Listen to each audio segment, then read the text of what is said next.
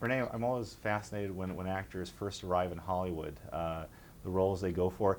Were TV commercials something that you ever considered doing at all? Oh yeah, I did them, but I didn't do them in Los Angeles. I worked out in Texas for a really long time. Okay, I was in no hurry to come out here. Okay. Well, no hurry. Well, what were some of the products that you helped sell? Oh boy, Coors Light. They pay for college pretty much. What would you do in that one? I played volleyball on a beach in Cancun for 2 days.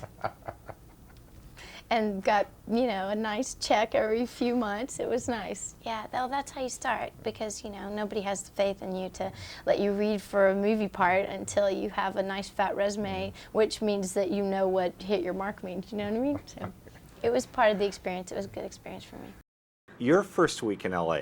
Now, what was it like, and how welcome did you feel to Hollywood? Oh, I was terrified, actually. I mean, I had these ideas, and it was just after the riots and everything. Yeah. I was scared. I was staying with friends. I was going from couch to couch, basically. Some friends that I had met while filming in America, in Texas. Yeah. But yeah, it was this idea of what LA was about, and it was very intimidating. And the place felt so massive to me, because it's not really sectioned off in neighborhoods in any kind of way. It's just this one massive kind of place, and it felt limitless, and at the same time I felt so tiny and like it's very exciting. I interviewed one of your former co-stars, Matthew McConaughey, and we talked about the first time he got the red carpet, the Hollywood VIP treatment. Oh, sure. For him, it was flying in the Warner Brothers jet. Oh, how about that? What was your first roll out the carpet experience? Oh, wow. That's going to be hard for me, because when all the red carpet stuff happened, I was gone. I was here. I missed it. What was my first I'll say my first red carpet experience was when Tom Cruise invited me to go and see Mission Impossible, the premiere. Yeah, and I wasn't going to go because I thought, we had to work. And then Cameron Crowe on the set said, well, I'm going. I thought, oh.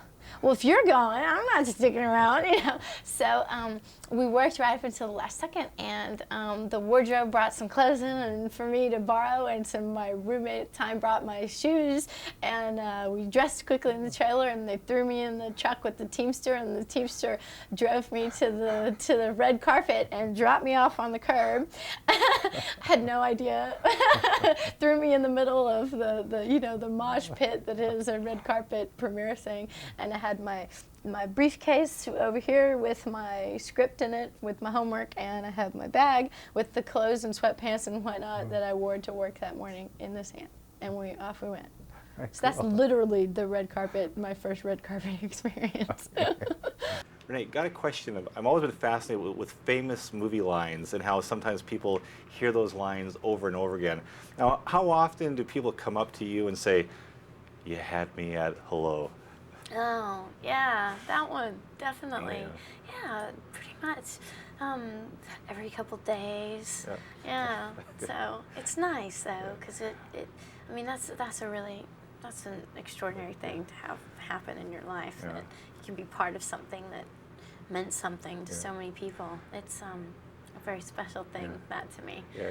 Does it start to wear thin though after the 80th time when you hear it? No, never, because they're so nice, they're really nice about it and things. Now, you mentioned fear. With this movie, you look pretty at ease riding with Jim Carrey on that motorcycle. Now, how confident were you of his cycle skills when you started? Oh, we started pretty quickly, actually, hopping on the bike, and after the first day, I said, "So, how good are you at this?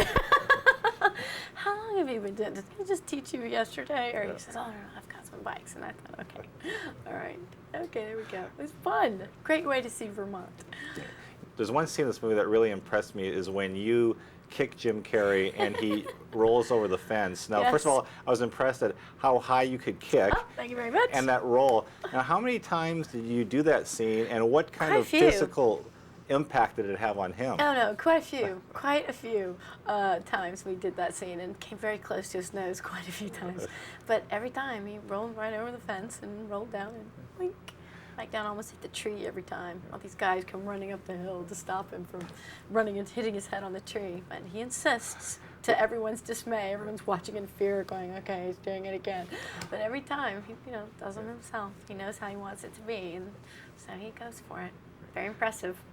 Okay, last question. And walking back, he sprained his ankle. Perfectly fine, rolling down the hill 4 times, and then he comes up and he goes, wow, whew, and Yeah. Well, last question. The Farrelly Brothers, they, I like their comedies. They always tend to push the envelope a little oh bit. yes, just a bit. Yeah. When you were Just reading a this, bit. when you were reading the script, did you ever think, "Oh my God"? Oh, the whole time, completely. Oh my God, just the things that they'll touch upon. I mean, borderline offensive, Yeah. but always good-natured and always kind-hearted and kind-spirited. So I think they get away with it. It's fantastic. I love it. It's like a big exhale, for all these little social taboos and things that we're so careful of. It's a big exhale to actually acknowledge that, yes, we're being careful around these subjects.